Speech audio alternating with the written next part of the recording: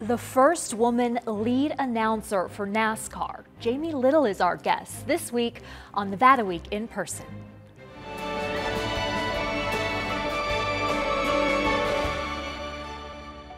Support for Nevada Week in Person is provided by Senator William H. Hernstadt.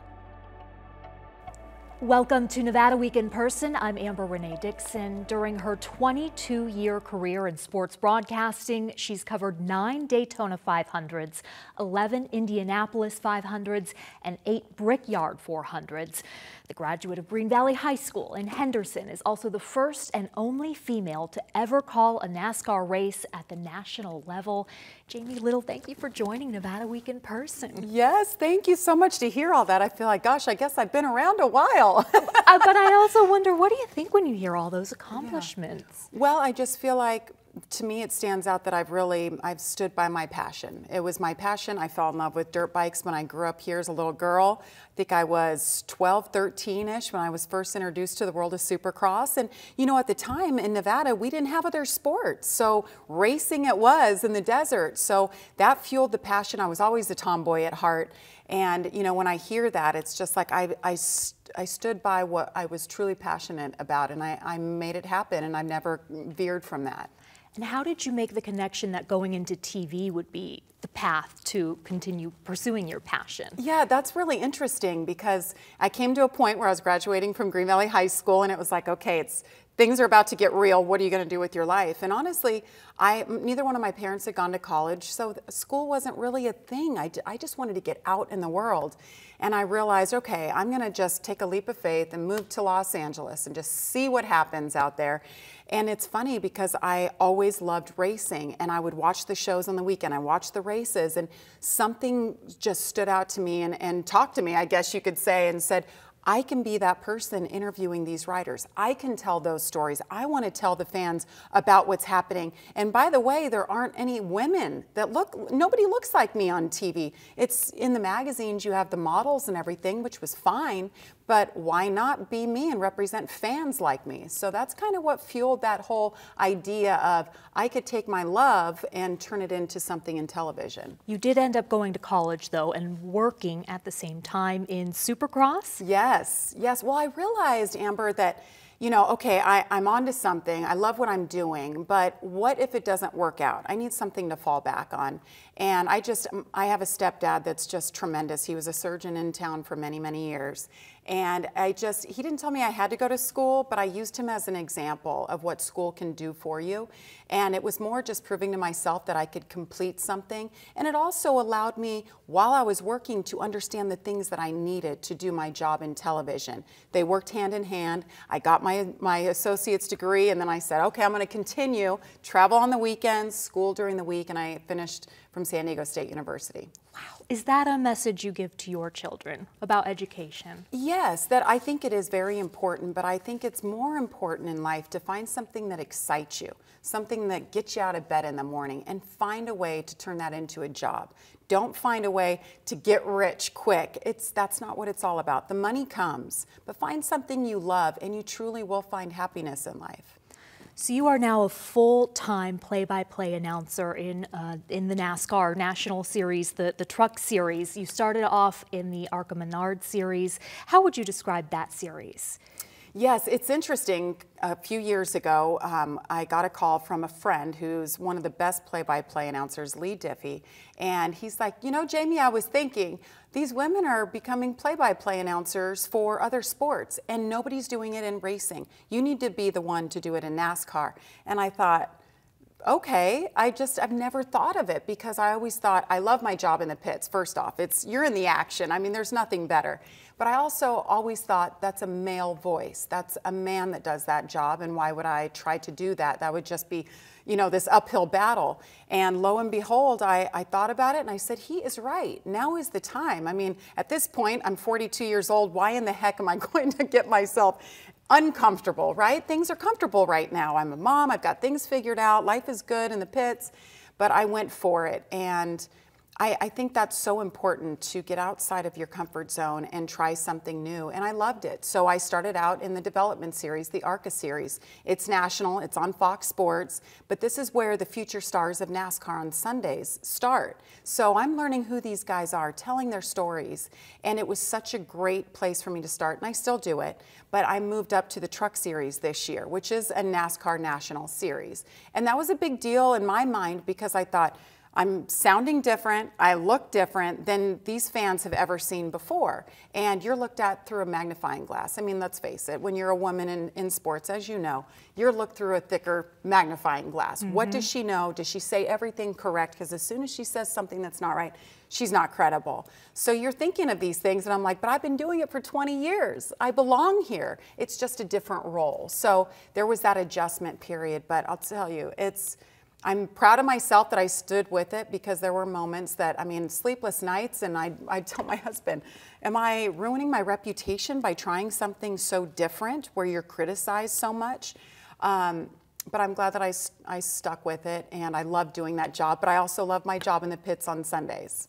That internal monologue you had, how did you get over it? I mean, that fear of failure, it's so poignant. It really is, but I knew that in my gut, I've been doing this so long that I have that credibility, and it's hard when you're starting out and people don't know you from the next person, especially when you look and sound different and nobody has seen somebody in that role before. And I think that I've just always been a little hard-headed, a little stubborn, and if I want to do it, I'm going to do it. Even though inside it could hurt at times. I just don't let it show, except for my husband. He has to deal with me saying, oh my gosh, am I doing the right thing? Am I doing a good job? And I just stood, you know, by my belief that I could do it, and didn't stop learning, didn't stop listening to critique how to get better, watch the people that I love and adore in that role. And that's really helped a lot. There's an excerpt from an article about you that I would like to read. It's from Ron Kantowski in the Las Vegas Review-Journal. He wrote, quote, "Much like a baseball umpire, Little believes the highest praise women breaking down barriers in male-dominated occupations can receive is not to be noticed." Will you elaborate on that? I think that when you, like, I'll go back to when I became a reporter in NASCAR. I think that the highest praise you could get is when somebody says, she's my favorite reporter. Not, that's the best female reporter, or she's my favorite female and I've got a favorite male. It's just best reporter. You want to be one of the guys. I know I'm not one of the guys. I don't look like one of the guys, but you're one of them and you're treated the same and looked at as just as credible. And I deserve that because I've earned it. I had to work my tail off for many years to get that credibility, and to know that when I go talk to somebody, when I talk to a crew chief, an owner, a driver, people at home watching know in fact that I got that story straight from them. And I think that's very important. So I think that to me, if somebody could just be like, oh yeah, Jamie, I love her. She's my favorite reporter. She's, you know, my favorite play-by-play person. To me, that's the highest praise. And I think that what I'm saying in that quote is, it's not being accentuated the fact that I'm a woman. I'm just there and they like what I'm doing. So when I originally read that, I thought, in these days of social media, where it's a very much culture of, look at me, how are you going to advance or get promoted if you're not noticed? Yes. Well, I let other people do the talking, I think, for me. And obviously that is a hot topic. You know, if you're the first to do something, no matter what you look like or where you come from, it's exciting. And with that comes responsibility. And I've always said that, you know, if I am going to be a trailblazer, as people like to say, and the first to do something, I want to kick butt at it because I know there's others watching and I want those other people to have that opportunity or know that they can go in there and tell their producer, give me a shot. I won't let you down. Because I did it, and it's possible. If I can do it, trust me. If you saw my grades at Green Valley High School, you'd be like, okay, she had to overcome a lot. I'm sure your teachers there are very proud of you. But while we're talking about being noticed, of the moments in your career that have gone viral, which sticks out to you and why? It's interesting. I mean, you do your job to tell the story. You don't go out there saying, I'm going to be part of the story. But every once in a while, as we know with live sports, things happen. And it was a race. Gosh, it was the last year I was with ESPN, 2014. We were racing at Texas, and it was during the playoffs. It was a cup race. And Jeff Gordon was involved with Brad Keselowski. And they got together, and Brad cut Jeff's tire. And I knew things were going to get heated. So I got down to their pits before the end of the race, and we got down there, and I'm waiting for the interview, and lo and behold, pushing, shoving, suddenly there's 200 grown men punching and yelling around me, and I'm right in the middle, and there's pictures of me with my elbows up. I'm like, I'm not moving. Don't try to move me out because I'm a woman. I have the right to stand right here and get the first word from Brad, and I'll get the first word from Jeff. And it was just one of those moments. It's funny, like, I love it. I love emotion. I love being in the middle of those moments. And I found my way into many fights on TV. I don't know. I just want the emotion. I want to hear from them. Why? What makes you agitated? What makes you so, like, hurt about this? What makes you so fired up? I love that. And so that moment went viral. And I mean, well, there's a couple moments, but that was one that really stood out. People still ask me about it because I have a ponytail. So you see my ponytail in the shot, like, back off. Well, speaking of that ponytail, what about when you whipped John Cena? That was another one. And that was a mistake. That was a total mistake. So it's the Daytona 500, the biggest race of the year, right? It's the pre-race show. It's my second year with Fox. John Cena has this new show on Fox, and it's important for them to talk to him. I think he was driving the pace car or something. So he was on the grid. I meet him. Hey, I'm Jamie Little. I'm going to interview you, so just hang tight. I'm going to walk to you. Well, it was packed. The grid was packed. If you've been to a NASCAR race, you know the access is unbelievable. So I'm there. It's time to do the interview, and my cameraman comes to me. And we're walking, I'm walking backwards to get to John Cena, but it's so packed. And I'm talking about the race cars, we're on the grid and all this stuff is happening.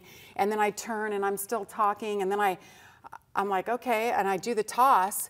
I'm like, what the heck? Where'd John Cena go? They're like, you walked right past him. When you turned your head, your ponytail whipped him in the face.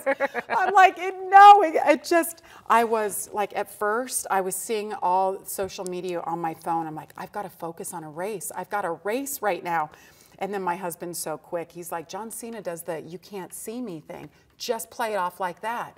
Like, my bosses, they're going to fire me. I know it. Well, I went with it. And I mean, the Today Show the next day, they were talking about it, showing the whip over and over. I'm like, okay, I guess I can laugh with it. But you just don't know in those moments. You just hope that you handle it with class and grace. Who would have known your ponytail would take center stage? Before we end this interview, because we only have a couple of minutes, we've talked about your passion for motorsports.